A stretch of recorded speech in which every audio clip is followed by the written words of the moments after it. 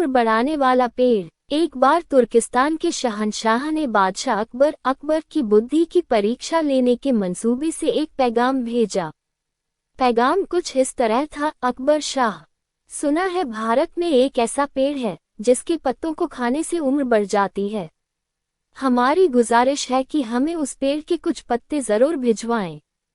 ये पैगाम लेकर तुर्किस्तान के शहंशाह का दूत और कुछ सिपाही अकबर के पास पहुंचे थे। पैगाम पढ़कर अकबर सोच में पड़ गए। फिर उन्होंने बीरबल को बुलाकर सलाह मशवरा किया। अंत में बीरबल की सलाह मानकर अकबर ने तुर्किस्तान से आए दूत को सिपाहियों सहित एक सुदृढ़ किले में कैद करवा दिया। वहां उनके खाने पीने का यथोचित प्रबंध किया गया। किले में बंद दूत और सिपाही चिंतित थे। उनकी समझ के बाहर था कि आखिर उनका दोष है क्या। कुछ दिन व्यतीत होने के उपरांत बीरबल को साथ लेकर अकबर उनसे मिलने पहुंचे। उन्हें देख दूत और सिपाहियों में उम्मीद जागी कि शायद अब उन्हें मुक्त कर दिया जाएगा, किंतु ऐसा कुछ नहीं हुआ। अकबर उनसे बोले, तुम्हारे शहंशाह ने हमसे जिस चीज की गुजारिश की है, मैं वह तभी दे पाऊंगा जब इस किले की 1-2 ईंटें गिर जाएंगी। तब तक तुम लोग यहाँ कैद रहोगे। अकबर की बात सुनकर दूत और सिपाहियों की वहां से मुक्त होने की उम्मीद जाती रही। अकबर की बात सुनकर दूत और सिपाहियों की वहां से मुक्त होने की उम्मीद जाती रही।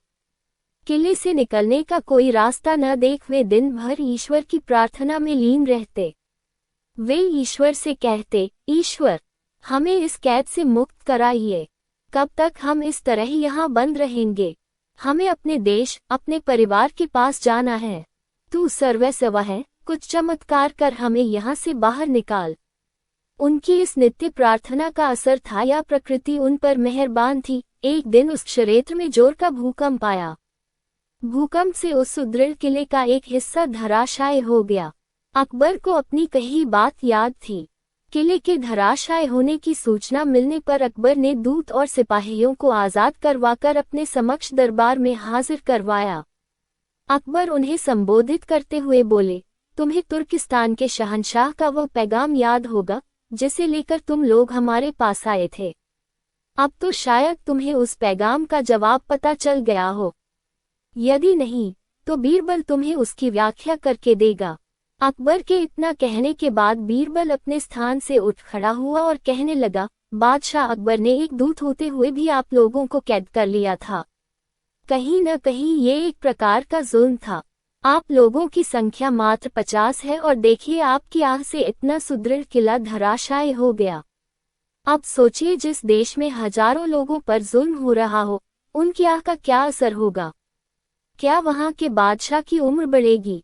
नहीं, इन आहों के प्रभाव से उनकी उम्र तो घटती चली जाएगी और वह देश पतन के कगार पर पहुंच जाएगा। इसलिए तुम्हारे शहंशाह से कहना कि प्रजा की उत्थान और भलाई के लिए कार्य करना, उनकी रक्षा करना, उन पर अत्याचार न करना ही आयुवर्धक वृक्ष है।